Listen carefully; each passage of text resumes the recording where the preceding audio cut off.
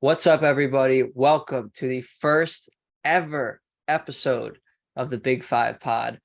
I'm your host, Kyle Morello, and my co-host with me right here, the one and only Jake Copestick. We are so excited to bring this to life for you guys. Cope, how we feeling? Dude, you know me.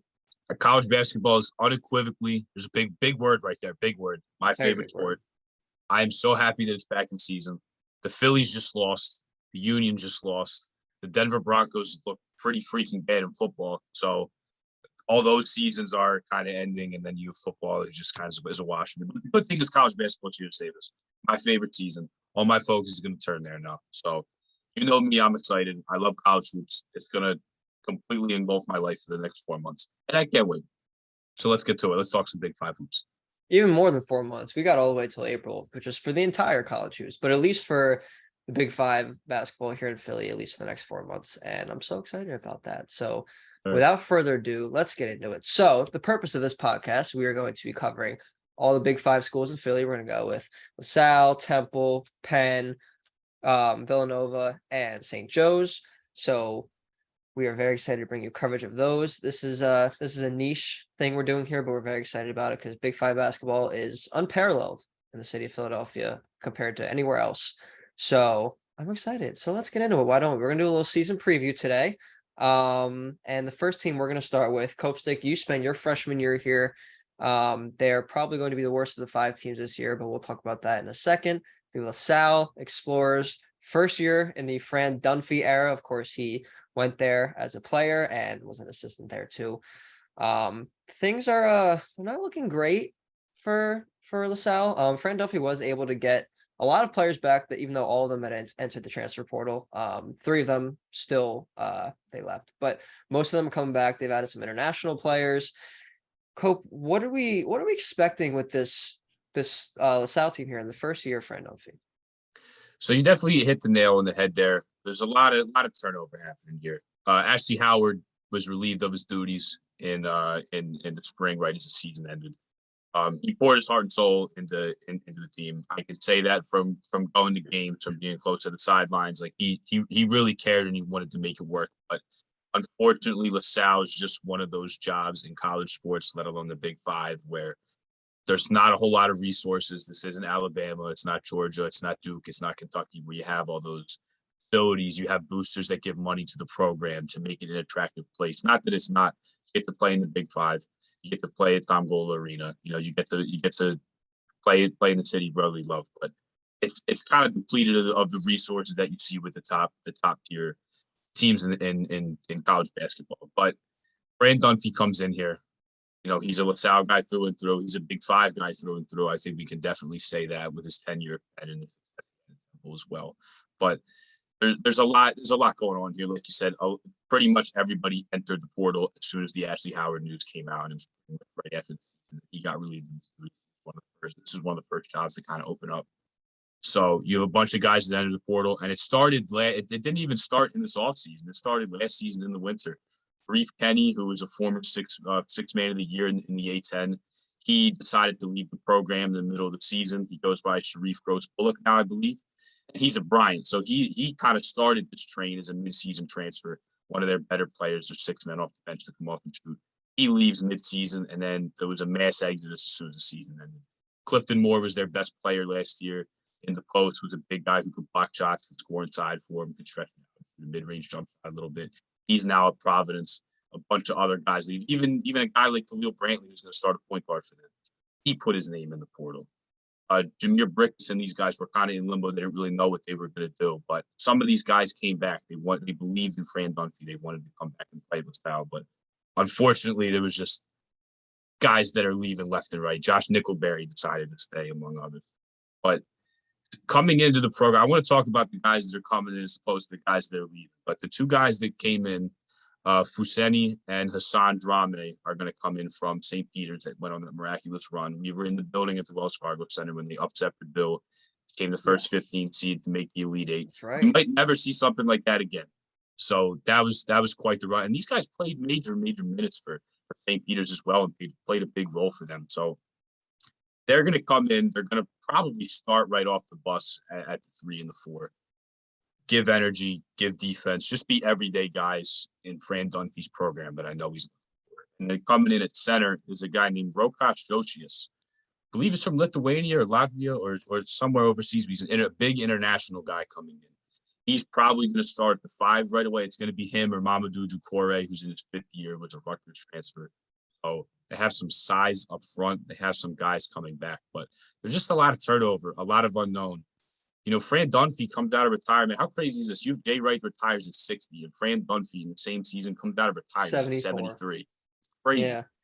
Yeah, he just turned 74. So there's a lot of moving parts here. Like there's a lot of unknown. Like it's a crazy. No, but I don't think anybody ever would have thought that Fran Dunphy would have come out of retirement, coach of LaSalle. But here we are. A lot of guys left. A couple guys come in. There's some international guys that join them late in the season. But the main guys here that are coming into the program that you want to keep your eye on are the Drame twins from St. Peter's that are probably going to be starters, and then Rokas Jocius, who, although he's young, I believe he's going to start. He's going to start a little bit and play major minutes of this LaSalle team. It's going to need fun. And they're going to need it because, like you said, they have just the talent itself last year obviously wasn't up to par, but then they had some people leaving. So they're going to need these people. But credit to Fran Dunphy for bringing in some of these guys like the twins from St. Peter's and Rokas Jocius, and keeping those guys here that were on the transfer portal. It's a big job. I know you mentioned Khalil Brantley. I think he's projected to be one of their better players, if not their best player this year, just because of his playmaking ability, his scoring ability. Though he only averaged 8 points a game last year, but he was a freshman. But the whole lineup itself doesn't really have a ton of points. Like, do you see Brantley taking that step and being their top scorer this year, or do you think Nickelberry will continue to be their top scorer? Do you think maybe Jameer Brickus can step up? What do you think? I definitely think Khalil Brantley's the guy that's going to step up and be the leading scorer. He's going to have the ball in their hands a lot. He's definitely the guy that I can see making that jump from his season. I had a chance to watch him a couple times. Saw him play against Villanova, against LaSalle, against St. Bonaventure, against VCU, against Albany in their homecoming game, the first game of the year. And the thing that's kind of like weird to look at LaSalle is they have some like Jameer Brickus and Khalil Brantley aren't big guys. Brickus is 5'9", 5'10". Khalil Brantley's listed as 6'1". But the thing with these guys is like they're dogs and like they're hungry to score, to get by you, to get in the paint. They don't really care that they're smaller. And the thing I really liked about Brantley is he has some serious juice off the bounce. He's able to beat guys off the dribble. Good side to side, good changing directions to be able to get by guys. And even though he's a small guy, like he really packs a punch and plays with a lot of speed. He's able to get downhill, can shoot it a little bit. So he's definitely the guy I'm looking forward to. The only reason I don't say the other two is I think that Brantley's going to be the guy that is going to start right away and is going to be the point guard day one. It's going to play a lot. And the thing with Nickelberry is like he was the top 100 recruit at Louisville, and then he came in last year and played. And although he shot the ball a little bit and was able to be, because like they kind of were like, hey, we need a top 100 guy here. Let's do it. He'll be able to score for us. When LaSalle had to play up in competition, like I saw them play right after they played at the Palestra against Villanova right after Thanksgiving, and then that next week they played at Temple on a Wednesday. He did not make a field goal in those games. He only had points on free throws. I think he was 0 for 5 and 0 for 7 combined, like in those 2 games. So I look at that and I'm like, okay, well, he maybe could be their leading scorer, but when he's got to step up in competition, like it just wasn't there. But in short, to answer your question, Brantley is the guy that I would look out for, and he's going to be that guy that I really expect to start day one tomorrow against Villanova and to be kind of their catalyst on offense. Yeah, I mean, if there's anyone's going to step up, it's going to be him. He kind of showed flashes last year, being someone who's capable of taking that step up. So it'll be interesting to see his second year, obviously his sophomore year at LaSalle. So we'll see what happens. And LaSalle, unfortunately, projected to be toward the bottom of the A10 standings this year. But one team that's not going to be quite as far down in the A10 standings is St. Joe's Hawks. We're going to take this to Hawk Hill real quick. Obviously, they had a big face leave, Jordan Hall to the NBA. He is now with the Spurs G League team. They also another team that has a lot of turnover. They're getting a lot of guys who are new faces, whether that's freshmen from around our area. And, you got Quinn Berger went to Westtown. Rasheem Fleming went to Camden. So a lot of guys around here. They also have Lingria III coming from Dayton. So that's a pretty decent transfer coming in interconference there. Their starters, their projected points per game, they have a lot to fill. You have Eric Reynolds, who was averaging 12 last year, and Obina was averaging 12 last year. But really, outside of that, you don't have a ton. Who do you see on this team, maybe in the reserves or in the new faces coming in, stepping up to kind of replace some of the production that all the people leaving left, especially Jordan Hall? Yeah, so I mean, they're definitely going to miss Hall. He was really jack of all trades. He could shoot a little bit. He could be kind of their ball handler and their catalyst on offense and could create for some others. I mean, that shows by him being with the Spurs, which I believe he actually just got a non-guaranteed deal with the with San Antonio Spurs the other day. So St. Joe's is going to miss him, but they're also going to miss Taylor Funk a lot too, who could bang inside a little bit, but also was a really, really spectacular three-point shooter in his years at Hawk Hill. He's now at Utah State and is going to play for Ryan Odom. But a couple of guys to look out for. So Eric Reynolds is going to be a guy that's going to have to take a step this year. A lot of people think he can be a breakout guy in the A10 and can be serious like new face on the scene. And he's going to have to fill that Jordan Hall role. He's going to have the ball in his hands a lot. He's going to be asked to do a lot on offense. But some guys a little farther down the lineup and on the bench. So Cameron Brown was a wing player for them last year who played a little bit. Points per game wise won't necessarily jump off the page, but he's a guy that's going to be playing a lot more minutes for them and is going to be a bigger role. And they're particularly young on the bench. When you look at experienced guys that they have, they're really not that deep. Like Anton Jansen is their third big, only played a couple minutes. He didn't even play 10 minutes a game last year.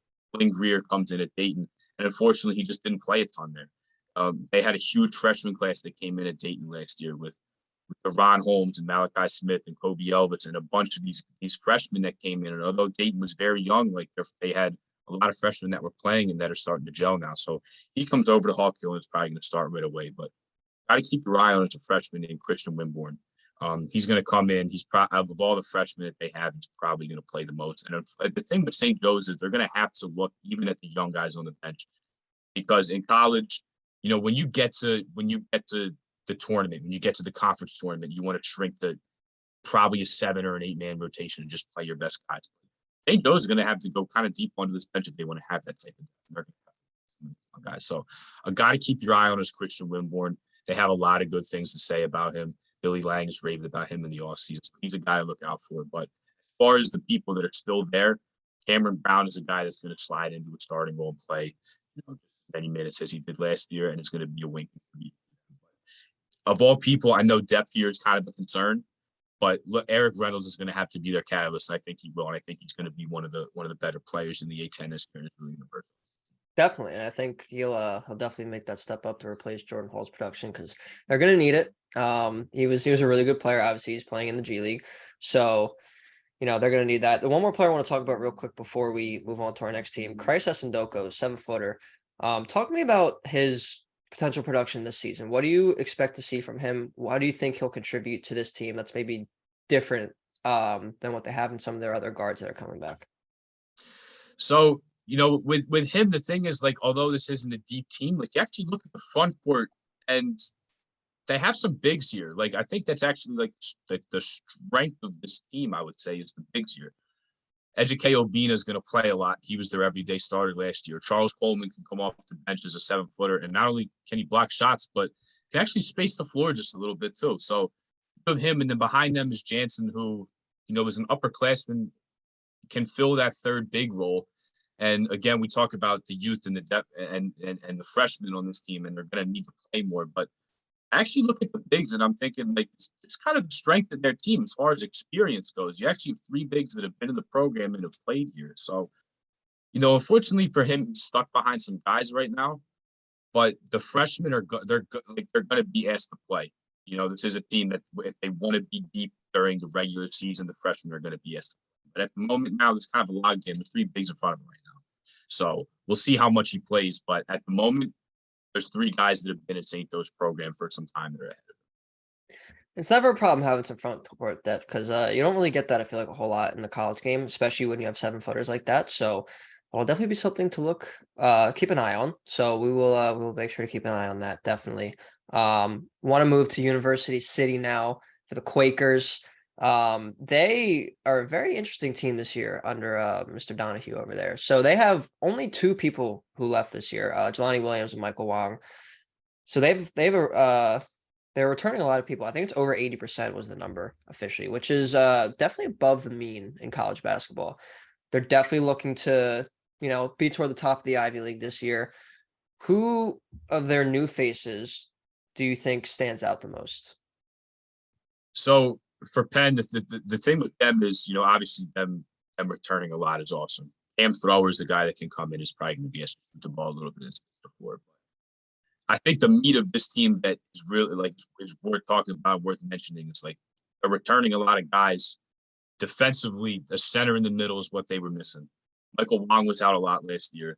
Max Lorca Lloyd missed a lot of time, was their best shot blocker, and it's really like the big presence that they needed in the middle and that they needed to kind of shore up their defense, because Michael Moshkovitz is not at 6'7", not really a terrific athlete at all, vertical wise. He's not a rim protector, and that's what they missed last year, was having a back guy in the defense. But with this team, the two guards is what is gonna propel them to a potential Ivy League championship. I really think they can get there.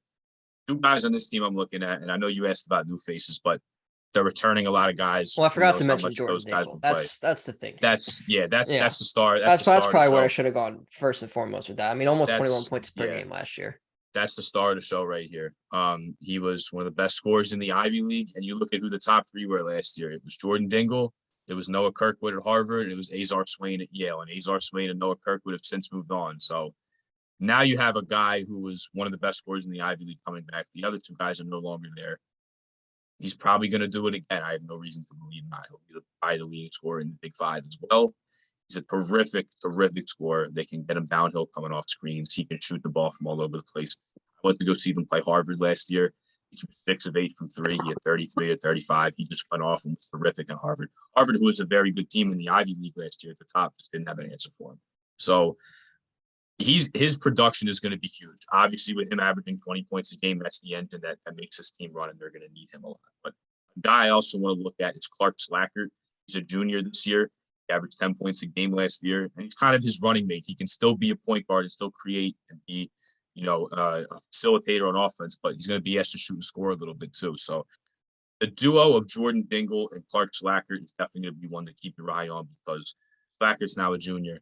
You have Jordan Dingle, who, even though the Ivy League didn't play 2 years ago, this guy comes on the scene again and then just, on everybody. So I really think this team is going to be good, and they have a very good chance to win the Ivy League, because they probably have the Ivy League's best player in Jordan Dingle. No one can match his scoring prowess in that league right now. And then you add Clark Slackert on top of him to give Penn 2 good guards. And you know what you need in March's guard play. You know what you need in the postseason's guard play. And Penn has 2 of the best in the Ivy League right here. So I'm telling you, this team is a real shot to win the Ivy League. It's big. They're going to get Max Lorca Lloyd back. Hopefully he can stay healthy to protect the paint in the middle. But you have 2 very, very good scoring guards and probably the best player in the Ivy League. I have no reason to believe why this team. Now, here's a potential hot take for you. And I don't know if you're going to agree with this, because there's some players we haven't gone over yet that could maybe top this. But yes or no, Jordan Dingle is the best player in the Big Five? So, when healthy. When. Because obviously there's a very big injury over in the main line that we'll talk about in a little bit. But there is, last year he got the award for leading scorer and one of the best players as well. But then there's also in terms of pro prospects, is he the best NBA prospect? But if you're telling me is he the best player, I'm going to go with yes, and I'm going to say yes, because there's, as far as scoring prowess goes, there's no one in the Big Five that will probably cut his numbers this year with his youth. So if we're talking strictly, when you say player, I'm just going to say, okay, we're talking the best college player here. Who's the best player right now? Guy. He's a terrific point guard that can score the ball at will, and you won't see anybody else in the Ivy League that's going to be able to. I mean, I'm agreeing on saying he's the best player that's going to lace up in 2022, 2023 in Philadelphia.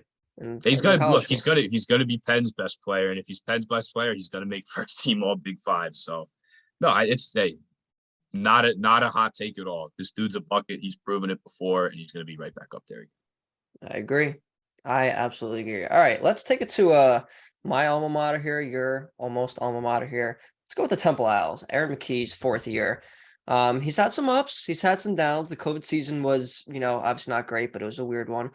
Last year, they came on really, really strong at the end of the year, despite losing one of the other players I was going to mention in the Jordan Dingle conversation, which was Caleb Battle. So they're poised to make a little noise here in the AAC. We'll see what happens. Obviously, the AAC is it's a very competitive basketball conference. People don't really give it the credit that it deserves. They got Houston, they got Cincinnati, Memphis, obviously with Penny Hardaway there. Temple can definitely be up there though. They lost some transfers this year: Ty Strickland, Jeremiah Williams, Sage Tolbert, Jakes Forrester, all on the way out. But they did get some guys in, and it's going to be a interesting roster. They also are obviously adding on to the young talent they already had. They were one of the youngest teams in America last year, led by Damian Dunn, who played the entire season, obviously. I would say Caleb Battle, but he only really lasted through November until he got hurt, unfortunately. So it'll be interesting to see how he comes back. But what are you expecting from this Temple team? Not even just in the Big Five, but in the AAC, as a whole. So and this also might be kind of a hot take. I know you're very high and you think that Temple can be, and I'm right there with you. I mean, if this team stays healthy, like there's legitimate tournament potential here for them. They're not going to win the conference. Houston's going to run away with it. Houston might even run away with the championship. So your top spot's already there. Houston is a very heavy favorite, and rightfully so. They made the Final Four 2 years ago. They didn't only make like 1 3-point shot against Villanova. Maybe they're headed back to their second straight Final Four. So Houston's the favorite in this conference. But I really, really love the potential of this team if they can stay healthy. They had so many injuries last year. Jeremiah Williams only played 29 minutes over the last 9 games of the season. The starting point guard. You mentioned Caleb Battle. 22 games he's out for. He gets hurt in the Salle game. He's putting up absolutely nuclear offensive numbers. Shooting 50% from the field, almost 50% from 3, and 80% from the free throw line. Now, he was honestly probably the AAC frontrunner for Player of the Year at that point. 100%. And if, again, talking about injuries, if the same scenario happens with Houston last year and all those guys get hurt, he probably ends up winning AAC Player of the Year. Exactly. But if this team can stay healthy, and I know some of those guys are out the door. Rashma Parks missed 10 games last year. Forrester was out for mental health reasons. Ty Strickland even had to miss 7 games. This team was just marred by injuries last year, and they couldn't stay out of their own way. But the silver lining this year, although they had a bunch of guys get hurt, this team was very feisty and very competitive. They were winning ugly games, and who cares if it's ugly if you win? They're going to play defense. They're going to fight tooth and nail to get rebounds. It's not going to be pretty. They don't have a ton of guys that are lights out shooters. Offensively, with all those guys that were hurt, it was really just kind of Damian Dunn having to create for his own and kick some other guys and play inside a little bit. But if this team can stay healthy, I saw it last year. I love the heart that they play with, the defense that they play with. They were winning games in the 50s. They won 6 or 7 games in the conference right after the Houston loss in the beginning of January that they were getting kind of blown out at the beginning of that game, and they came back to almost beat Houston. That even though that team was hurt, that same team almost beat Final Four. I like the potential of this team, but they just have to stay healthy. It's really unfortunate that we got to always talk about that. But like last year, everything was looking good. They gave USC a run for their money. It's just they got to stay healthy. But I really do think that this team has some serious tournament potential. Everyone can just stay off the sidelines and stay on the court. I 100% agree. I've been saying it since the end of last year. I mean, in our friends circle, we were talking about it that I think Temple's a tournament team this year, just for the sole reason that Caleb Battle is going to come back and hopefully be healthy. Maybe he won't average the 21.4 he averaged before his injury last year, but even if he puts up 16 to 18, and then you have Damian Dunn who came on, Zach Hicks was a really good story last year. And then you add in a bunch of guys too from the transfer portal and whatnot, and obviously the freshman class, this is a good team. And Aaron McKee, I think, is proving himself to be a good coach. He was assistant, obviously, under Dunphy for a while. He was assistant with the Sixers. I think this team can make noise. And I went to Temple, and I love Temple. But it's not just the bias. I'm an objective person. I'm going to say if they're bad, they were bad a few years ago. This is a good team. This is a team, I'm not saying, obviously, they're going to win the AAC or anything, because Houston is going to be one of the best teams in the country, let alone just the best team in this conference. Obviously, Memphis always has good recruiting classes. Cincinnati is a well-coached team. So there's UCF too, obviously with Dawkins over there. So there's a lot of good teams in this conference, but I do think they can make noise. I don't think it's out of the realm of possibility that they can make the NCAA tournament this year. Yeah, no, 100%. You know, you look at a lineup for them that's healthy, and not only is this Aaron McKee's best team, but this is his deepest one too. And when you Exactly. talk about all the injuries that hurt them last year, Nick Jourdain, who's not a sole starting five guy, was playing center for them. You know, he can maybe play small ball five in some lineups, and he proved it last year, showing off his athleticism and being their leading shot blocker. But you know, he's probably not the guy you want to be your everyday starting five. He can play the four a little bit, and that's not to take anything away from him. You know, Temple had to roll out with who they had, and he kind of made it work on defense sometimes, being a mobile big who could block. You know, center-wise last year, Russell Parks was hurt, Forrester was hurt. Emmanuel Como went like 2 months without appearing in a game. This season, they bring in Cord John Cooch from Northern Colorado, who's going to score, who's going to help him rebound a little bit. And a guy that I really like that they brought in, Jamil Reynolds from UCF, who transferred interconference. I think he can start right away. It's going to be him or John Cooch. John Cooch is in his 5th year. He's played a lot more. But I really, really like the addition of Jamil Reynolds for them, because now center seems to be a position of strength for them. They showed it last year that they could play small, and now they have the ability to actually play some natural centers now. And Reynolds is a big guy. He's a big physical presence inside. He's going to help him block shots. He's going to help him rebound. He's going to help them try and get some scoring in the paint. So to me, like, that's kind of an extra factor for them that they didn't have last year, was now they have some bigs. They have some true fives that are in there. So now on the perimeter, they can play Jaleel White and Hicks and Jourdain and Battle and Bunt, and these guys can switch defensively. They're very versatile that way. They're very athletic, a lot of length. So this team was 4th in the AAC in defense last year. They were one of the top units in the league. I think that will only get better, not only if everybody's healthy, but now you put in some true 5 men as well. So looking at, you know, to me, they kind of filled those holes, because last year I definitely think they upgraded at center with John Cooch and Reynolds here, as opposed to Parks, who was just kind of a screener and a big body. And then Forrester, who was kind of off and on, you know, his career at Temple. He started at Indiana, he came here, and now he's going to be playing at St. Louis. He's got a good chance to win.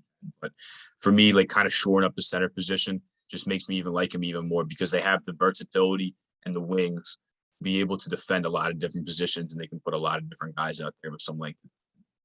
Yeah. You know, it's going to be interesting to see their depth, because it's, like you said, kind of the first time in a while that they've had kind of these weapons at their disposal. So I'm really excited to see. The one thing I will say, Sam Cohn of the Inquirer tweeted today, or when this is being filmed on Sunday night, that Caleb Battle will not be in the starting lineup in their first game this season against Wagner, and Jamil Reynolds will be. So something to keep an eye on. Obviously, they don't play in the same position, but just something that we noticed, because you mentioned Jamil Reynolds there. So something to keep an eye on, but they take on Wagner on Monday. So excited for that one. Now we're going to take it to the main line, technically out of the city, but it's okay. We're going to go with the Villanova Wildcats, fresh off of a Final Four appearance, but a lot of key departures, not just in the players, but obviously Jay Wright stepped down, retired, whatever you want to call it. We'll call it retired. And Kyle Neptune coming over from Fordham, taking over.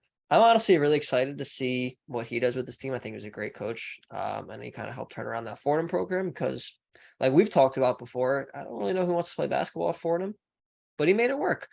Anyway, going into the other player departures, though, obviously you have Colin Gillespie, who's a perennial National Player of the Year candidate, leaving. Jermaine Samuels was kind of his the Robin to his Batman, and he also left. And then Demir Cosby, Roundtree, also not on the roster anymore this year. They're all gone. But they do have some new people in. They got Brendan Housen coming in from Texas, Mark Armstrong, Cam Whitmore should be a good addition. But the biggest thing, and that's something we talked about when we were talking about Jordan Dingle, the biggest thing is the injury to Justin Moore that he suffered in the Final Four. Or was it the Elite Eight? It was one of the two. But his recovery from that Achilles injury, it's going to be huge for them, because he is their best player.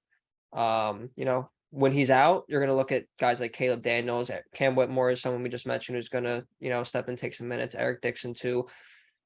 Number one, when do you think we'll see Justin Moore back? And number two, when he comes back, what's he going to provide for this team? So there's been a couple reports that have come out. Some that say he wants to come back at the start of Big East play around the beginning of December, which for me, Wild. if that's the case, great for him. I don't want to see him have to miss because he's probably going to miss the non-conference portion of I would think. If he can come back, great. Obviously, I don't want him to rush back and risk getting hurt again. But to me, that seems like a very, very quick turnaround, especially for a college guy.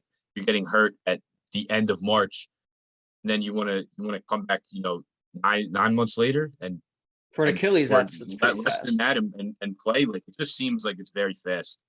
But then another thing is, he probably wants to come back because coming off a major injury like that, it would surprise all of us if he were to be the Justin Moore that we know, that's going to defend, that's going to shoot, that's able to bully guys down low and take guys off the dribble and be physical around the basket.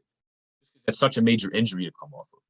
So to me, I'm kind of thinking late December, maybe earliest. I'd say maybe at the turn of the new year, maybe he comes back. It just seems like a very short timeline and short turnaround to come back from such a major injury like that. But, I don't think we should expect a lot from him when he comes back because it's going to take him some time. He's been off the court for a lot, and then he's going to get thrown right into the fire of not, he's probably not going to get a ton of practice reps for the most part. If he's going to play, they're going to put him out there because they know what he can be on the court. So I think he'll get, when he comes back, realistically, let's temper our expectations a little bit. But when he gets a month and a half, 2 months under his belt, right when Villanova needs to make their surge, this could be a really scary team to look out for because early in the season, obviously, they're not going to have him. But if you have a Villanova team that is dealing with some change, that starts to get hot towards the end of the year, and then you add in a healthy Justin Moore, this could be a scary team that nobody wants to play late February and into March. No, not at all. I mean, listen, obviously in the past, they've been a very well coached team under Jay, right? I don't think it's going to change drastically with Kyle Neptune. I still think he's a good coach. So that's always been their biggest thing. So I think that, once they get him back and they get fully healthy, I do think they're a team that can make some noise. Do I think they're going to win the Big East?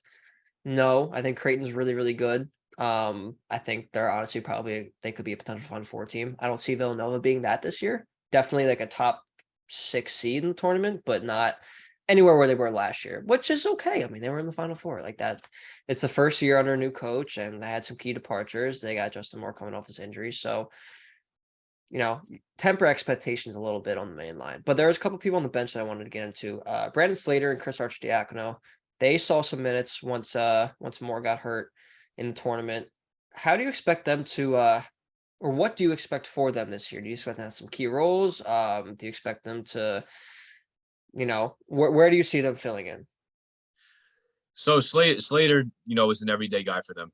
He's the reason why Cole Swider 2 years ago transferred to Syracuse, was because Slater was coming up and he was dealing with a couple injuries last year, and he decided to play through it the whole year. He's a tough dude, but with Samuels leaving, with Justin Moore being out, with Gillespie leaving, and hopefully a healthy Slater, he's going to be asked to do a lot this year. He's going to be asked to defend. He's going to be asked to be more aggressive on offense in addition to being a floor spacer, being able to shoot threes. He's going to be relied upon a lot more heavily this year. The good thing is for Villanova, although you have the Justin Moore injury and Gillespie leaving, you do return Caleb Daniels as well. You do have Eric Dixon, who, although it's 6'7", this guy plays like he's 7 foot, and he was a 6'7" center, and it was working. And they were beating teams that were a lot bigger than him. Crazy. But Slater is, and not only that, him being a fifth-year guy too, he's going to be asked to be a big-time leader on this team without Justin Moore being on the court. So, although he was kind of a role player for Villanova last year, when you look at all the guys that they had in Samuels and Moore and Gillespie when they were healthy, he's going to be asked to step up and be a leader and to provide some more offense for them. And then with Chris Arcidiacono, he's going to have to kind of be the same thing. And I know this is a guy that didn't play a lot last year. At times, he really looked like he almost shouldn't be on the court. I mean, there was a time where he was averaging like 1.1 rebound and maybe half an assist, shooting 25% from three. Like, it wasn't good at times last year. He looked lost. The thing is, this is a young bench, young guys who didn't play a lot last year, or guys that seldom played a lot last year.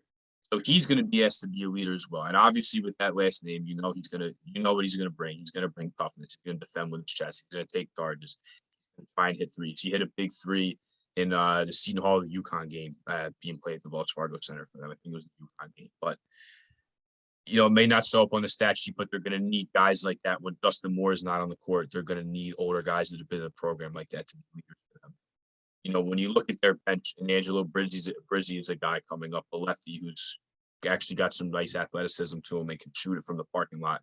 He's going to be asked to handle the ball a little bit and play off the bench. He didn't play at all last year. Nana Njoku played sparingly at center and he's going to back up Eric Dixon. He didn't play a whole lot last year. Jordan Longino is a breakout guy that a lot of people like, but he came on the year as a freshman and was playing some spot minutes off the bench.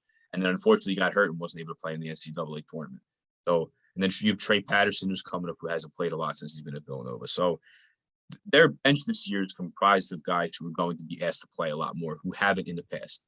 And because of that, they might need to lean into Chris Arcidiacono a little bit to bring some leadership and just to bring some energy off, even if it's just, maybe 10 to 15 minutes a game. They're going to need a guy like that because when you look at their bench right now, there's just not a whole lot of it. No. And I mean, I guess that's also the nature of college basketball, especially with a program like Villanova that kind of, they're one of the rare programs in college basketball where guys stay a while, they develop, and then they go to the league or they go overseas or wherever they go after that. So they are going to need some of that leadership, like you mentioned with Chris Arcidiacono, with Brandon Slater. Obviously, Caleb Daniels already has that. So it's going to be really interesting to see. Guys are going to have to step up and become the leaders that Kyle Neptune will want them to be. So we'll see where that happens. Speaking of Villanova, though, we do have our first inner Big Five game on Monday. First one of the season, first day of the season was Salle versus Nova. Unfortunately, it's the best team versus the worst team. So I don't really expect this one to be too competitive. But it is exciting nonetheless. But I guess real quick a takeaway, just because I know there's not really anything riveting because it's kind of it's a really good team and a team that's really not so good. But what do you really expect from this game? So yeah, you have a team that's gone off Final Four, a team that's gone off a Big East championship, a team that in my opinion should have won the Big East regular season and kind of gone for the Triple Crown there against the team in LaSalle. That's a discussion for another day. Yeah, a program in LaSalle that hasn't made a tournament, kind of been close since 2013 when they went on the Sweet 16 run. It's a historic night for the Big Five. I'm going to be there. I'm very excited. I just got my tickets today. I'm not going to tell you who I got them through because they made me pay $20 each ticket for a service charge, like just to email them to me. So I'm not going to tell you who I got them through, but I'm very excited. I'm going to the game. But yeah, anyone would probably look at that game on paper. But here's what I will say. If we're going to look into the game a little bit and kind of dive in here, the one matchup I think will dictate this game is the point guard battle in Khalil Brantley from LaSalle, and then taking over the reins of point guard for Villanova is going to be Mark Armstrong. He was a top 50 recruit. He's from St. Peter's Prep in New Jersey. Reports from camp and from practice, so he's picking up people 94 feet. He's a very, very good athlete. He moves very well, very fast in the open court. He's going to be asked to play point guard here. He's going to be asked to play the Villanova way and step into some really, really big shoes to fill in Gillespie, who not only was a scorer for them, but was also a facilitator as well. Didn't turn the ball over a lot, made sure the ball got to the right places. But, Gillespie was used a lot. A lot of it was, hey, you got to go out and do your thing. We need a bucket. You're our guy. And Mark Armstrong is going to step into that role. So, and look, Khalil Brantley's no slouch. He's a good player. He's going to try and get by him. He's going to try, but Armstrong's also a good side-to-side defender. He's going to be able to keep him in front. But to me, that's the one matchup I'm looking for here. I do expect Villanova to win this game. I expect them to win it pretty handily. But there's one matchup that I'm kind of looking forward to. It's Brantley, who I expect to have a pretty good year for LaSalle and potentially be their best scorer and best player, versus Mark Armstrong, who's a highly touted freshman, a very good player, a dog defender, a guy who's very fast and who's going to be able to get by people. Who's going to be blistering in transition. That's the matchup that I'm looking forward to see. But no, at the end of the day, I'm not going to throw a score on it. But yeah, I think we all expect the Kyle Neptune era to get off to a good one. Yeah, I do think it will not be a very competitive game, unfortunately, because you don't want to see that between two Big Five schools. You want to see, dogfights, and you want to see really close games. So I don't think this is going to fit that bill. But kind of like you mentioned, I do think for Khalil Brantley, like I think it's a chance for him to prove himself, a chance to prove that he really, really belongs on the stage. And, hopefully he can put an eye on LaSalle basketball and get some more good people there because I think they need it. And I would really like to see their program not be in the dumps like it has been for the better part of the last few decades. So that's something to keep an eye out on, like you said. But I'm very, very excited that is back and college basketball is back and Big Five basketball is back. We've finally made it. So something to look forward to for the next few months. Cope, any final thoughts before we depart here? Yeah, so there's one more game I want to touch on real quickly. I watched a lot of Iona Gales basketball last year with Rick Pitino being in New Rochelle and coaching Iona, and that's going to be Penn's opener tomorrow. Yes. So, Yes. I wanted to touch on that because I think this is actually a really, really good mid-major game. Rick Pitino did the same thing last year where he scheduled both Harvard and Yale, who were supposed to be at the top of the Ivy League. Like, he's trying to play good mid-major teams, and he's been quoted saying, yeah, we played Iona. Yeah, we play in the MAC. It's not a huge conference, but I'm going to put together a non-conference schedule that will legitimately put us in the conversation for an at-large bid, even if we don't win the conference, because regular season really does not matter. Iona ran away with the MAC list. They didn't win. They got upset by Rider in Atlantic City. That's why they played in the NIT.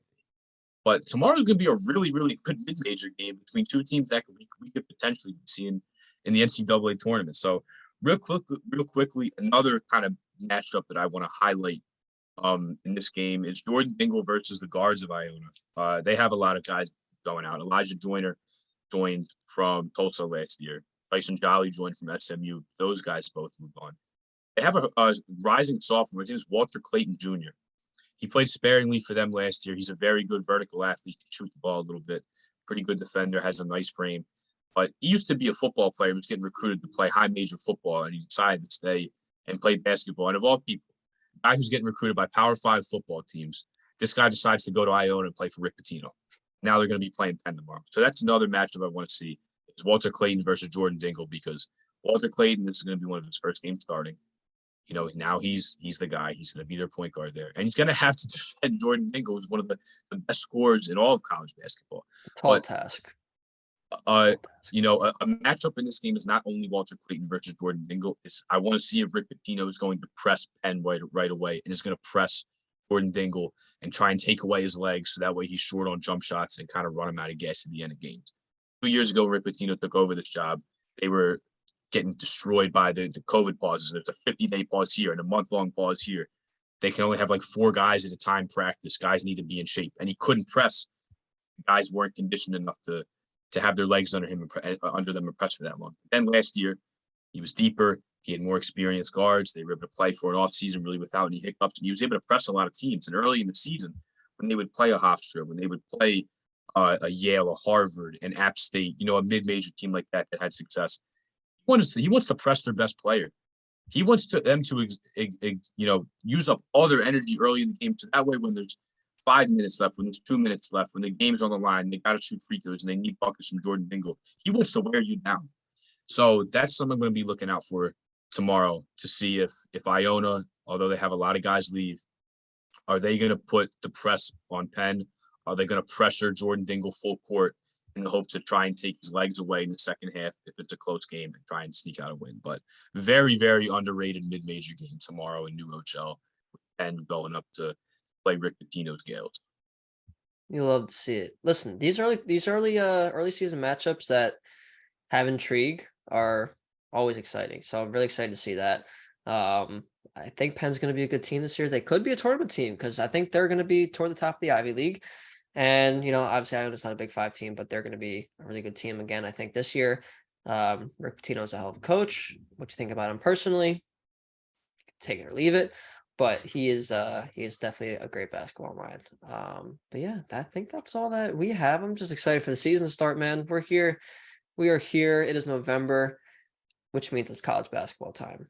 So that's all I have to say. Thank you guys so much for tuning in. I'm very excited to take this journey with you. We're going to bring you all the best Big 5 coverage this entire season and beyond.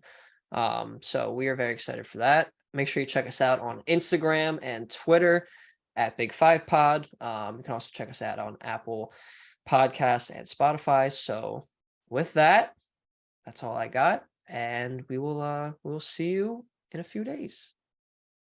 Peace.